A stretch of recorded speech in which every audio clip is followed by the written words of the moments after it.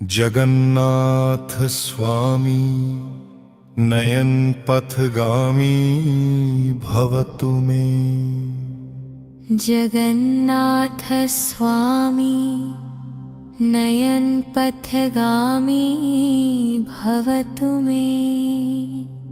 कदाचित् कालिंदी तटविपिन संजीत तरलो मुदाभिरीनारी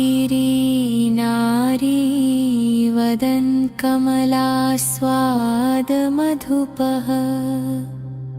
रमा शंभु ब्रह्मामरपति गणेशार्चितपदो। जगन्नाथ स्वामी नयन पथगामी भवतु मे। भुजे सव्ये वेणु शिरसि शिखिपिच्छं कटितटे। दुकूलं नेत्रान्ते सहचर ककक्षं विदधते। सदा श्रीमद्वृन्दावनवस्तिलीला परिचयो। जगन्नाथ स्वामी नयन पथगामी भवतु मे। महाम्भोधिस्तीरे कनकरुचिरे नीलशिखरे।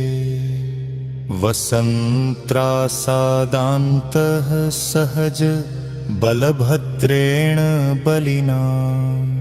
सुभद्रा मध्यस्थ सकलसुरसेवावसरदो। जगन्नाथ स्वामी नयन पथगामी भवतु मे। कृपापारावार सजल जलद श्रेणिरुचिरो। रमावाणी रामस्फुरद अमलपङ्केरुहमुखः। सुरेन्द्रेराराध्य श्रुतिगणशिखागीतचरितो। जगन्नाथ स्वामी नयन पथगामी भवतु मे। रथारूढ़ो गच्छन् पथि मिलित भूदेव पटले। स्तुतिप्रादुर्भावं प्रतिपदमुपाकर्ण्य सदयः। दया सिन्धुर्बन्धु सकल जगतां सिन्धुसुतया। जगन्नाथ स्वामी नयन पथगामी भवतु मे। जगन्नाथ स्वामी नयन पथगामी भवतु मे। जगन्नाथ स्वामी नयन पथगामी भवतु मे। कदाचित् कालिंदी तटविपिन संगीत तरलो। मुदाभिरीनारी वदन् कमलास्वाद मधुपः। रमा शंभु ब्रह्मामरपति गणेशार्चितपदो। जगन्नाथ स्वामी नयन पथगामी भवतु मे। भुजे सव्ये वेणुं शिरसि शिखिपिच्छं कटितटे। दुकूलं नेत्रान्ते सहचर ककाक्षं विदधते। सदा श्रीमद्वृन्दावनवस्तिलीला परिचयो। जगन्नाथ स्वामी नयन पथगामी भवतु मे। महाम्भोधिस्तीरे कनकरुचिरे नीलशिखरे। वसन्त्रासादान्तः सहज बलभद्रेण बलिना। सुभद्रा मध्यस्थ सकलसुरसेवावसरदो। जगन्नाथ स्वामी नयन पथगामी भवतु मे। कृपा पारावार सजल जलद श्रेणिरुचिरो रमावाणी रामस्फुर अमलपङ्केरुहमुखः सुरेन्द्रेराराध्य श्रुतिगणशिखागीत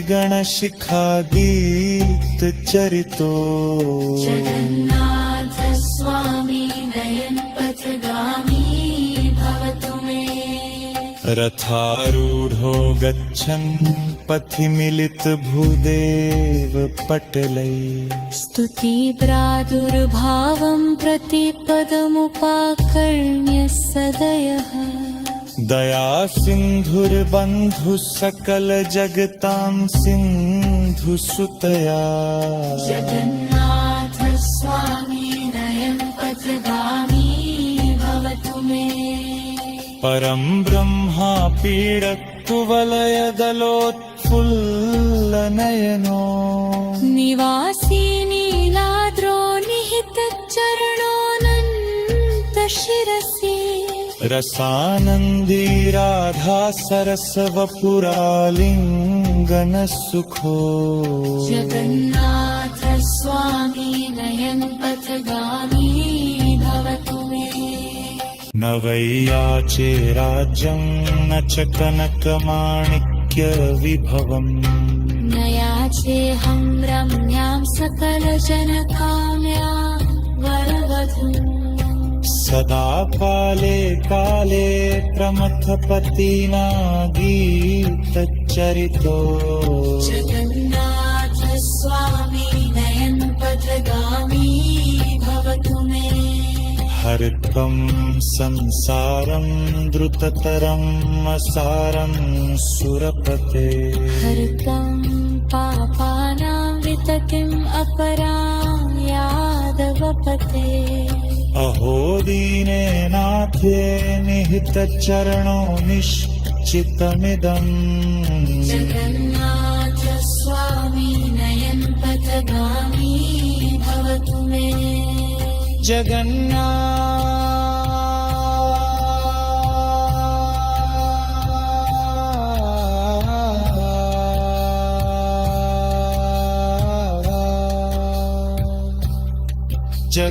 जगन्नाथाष्टकं पुण्यं यः पठेत् शुचिः सर्वपापविशुद्धात्मा विष्णुलोकं स गच्छति इति श्रीमच्छङ्कराचार्यविरचितं जगन्नाथाष्टकं सम्पूर्णम्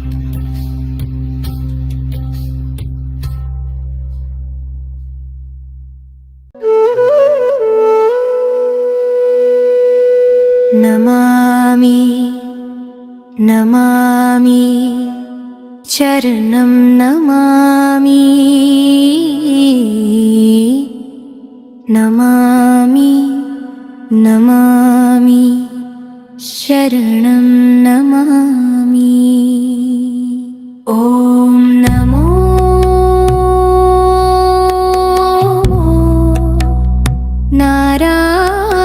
नारायणाय नमामि नमामि अनन्तं जगन्नाथनाथं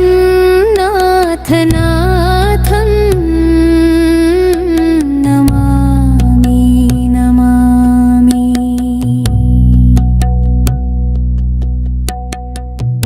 अनन्तं जगन्नाथनाथं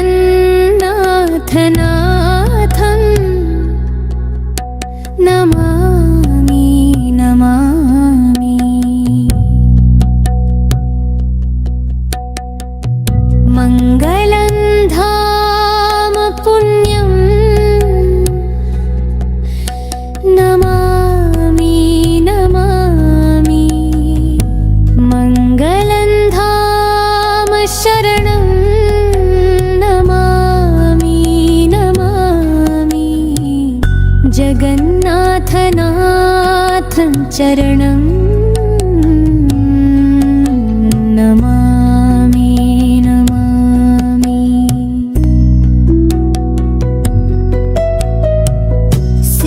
सिद्धिप्रदानं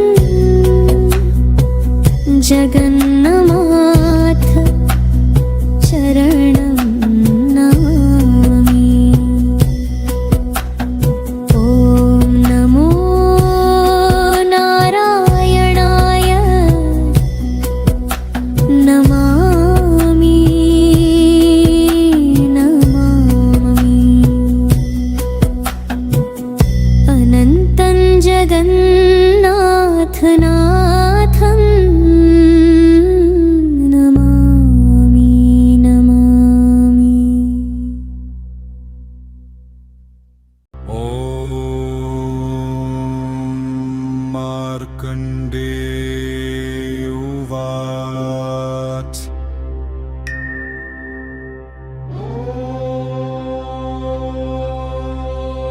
देवदेव जगन्नाथ माया बालवपुरधर राहि मां चारुपदमाच्छ दुःखितं शरणागतम् सन्तप्तोऽस्मि सुरश्रेष्ठ संवर्ताख्येन वह्निना अंगारवर्षभीतं च त्राहि मां पुरुषोत्तमम् शोषितश्च प्रचण्डेन वायुना जगदामुना विह्वलोऽहं तथा श्रान्तस्त्राहि मां पुरुषोत्तम तापितश्च तथा मात्यैः प्रलयावर्तकादिभिः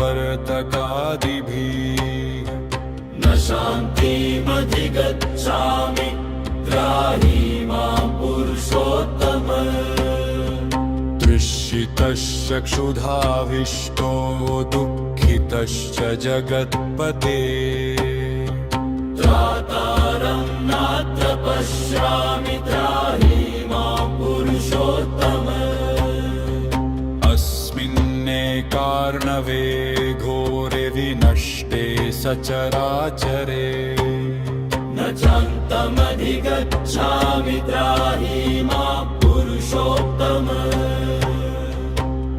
तवोदरे च देवेश मया दृष्टं चराचरम् विस्मितोऽहं विषण्णश्च त्राहि मां पुरुषोत्तम संसारेऽस्मिन् निरालम्बे प्रसीद पुरुषोत्तमम् प्रसीद विबुध श्रेष्ठ प्रसीद विबुध प्रियम् प्रसीद विबुधं नाथ प्रसीद विबुधालय प्रसीद सर्वलोकेश जगत्कारणं कारणम् प्रसीद सर्वकृद्देव प्रसीद मम भूधरा प्रसीद सलिलावास प्रसीद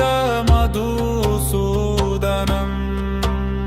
प्रसीद कमलाकान्त प्रसीद त्रिदशेश्वर प्रसीद कंसकेशिघ्न प्रसीदारिष्टनाशनम् प्रसीद कृष्ण दैत्यघ्न प्रसीद धनुजान्तक प्रसीद मथुरावास प्रसीद यदुन्दनम्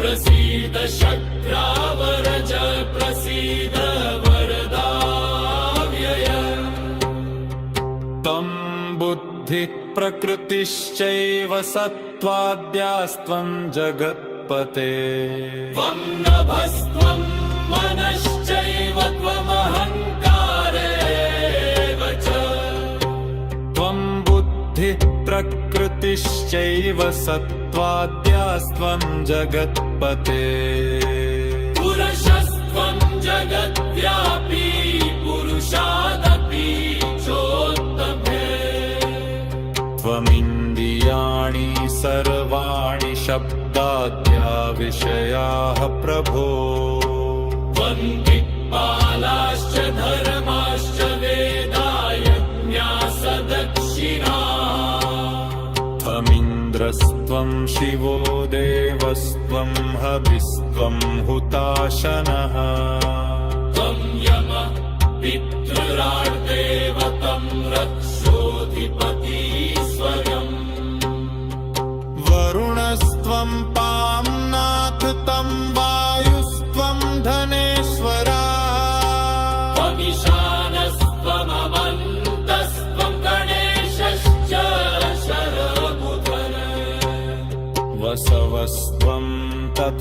रुद्रास्त्वमादित्याश्च खेचराः दानवास्त्वं तथा यक्षास्त्वं दैत्याः समरुद्गणाः सिद्धाश्चाप्सरसो नागा गन्धर्वास्तं सचारणा पितरो बालखिलाश्च प्रजानां पतयोऽच्युता मुनयस्त्वं ऋषिगणास्त्वमश्विनौ निशाचराः अन्याश्च जातयस्त्वं हि यत्किञ्चित् जीवसंज्ञितम् किञ्चात्र बहुनोक्तेन ब्रह्मादिस्तम्बगोचरम् भूतं भव्यं भविष्यं च तत्सचराचरम् यत्ते रूपं परं देवकूटस्थमचलं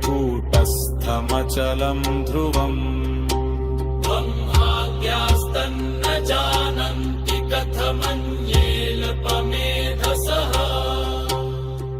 देवशुद्धः स्वभावोऽसि नित्यस्त्वं प्रकृते परः अव्यक्तशाश्वतोऽनन्तः सर्वव्यापी महेश्वरः तमाकाशः परशान्तो अजस्त्वं विभुर्व्ययः एवं त्वान्निर्गुणं स्तोतुं कः शक्नोति निरञ्जनम् स्तुतोऽसि यन्मया देव विकलेनाल्पचेतसा तत्सर्वं देवदेवेश चिन्तुमर्हसि चाव्यया इति ब्रह्मपुराणे पञ्चपञ्चाशत्तमाध्यायम्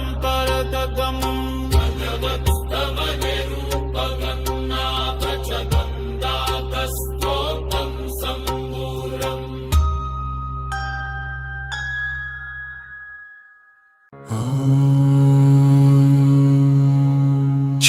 चतुर्भुज जगन्नाथ कंठ शोभित कौस्तुभः पद्मनाभ बेडगर्वस्य चन्द्रसूरजा विलोचनः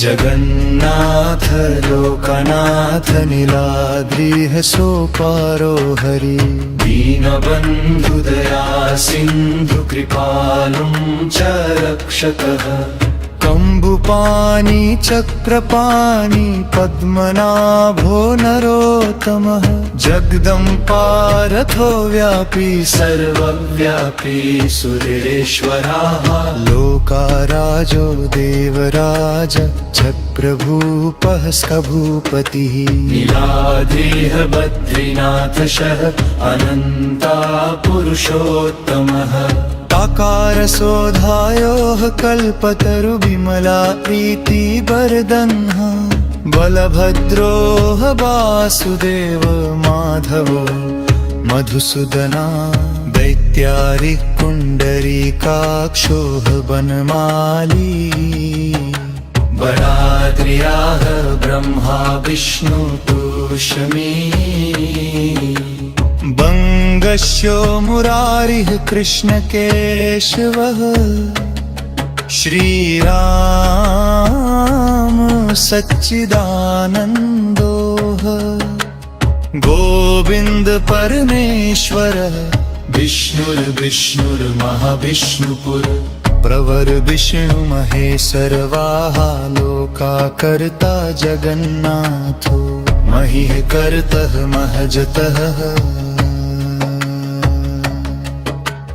महर्षि कपिलाचार्योः लोकाचार्यः सुरो हरि वातमाचा जिबापाल साचा सुराहु संगसारः पालक एको मीको मम प्रियो ब्रह्मवादि महेश्वर वरहा द्विभुजश्च चतुर्बाहु सतबाहु सहस्रक पद्मपितर विशालक्षये पद्मगर्वा परो हरि पद्महस्ते हुदेवपालो दैत्यारी दैत्यनाशनः चतुर्मूर्ति चतुर्बाहु शहतुर्नन सेवितोः पद्महस्तो चक्रपाणि शङ्खहस्तो गदाधरः महावैकुण्ठवासिचो लक्ष्मी प्रीति करहु सदा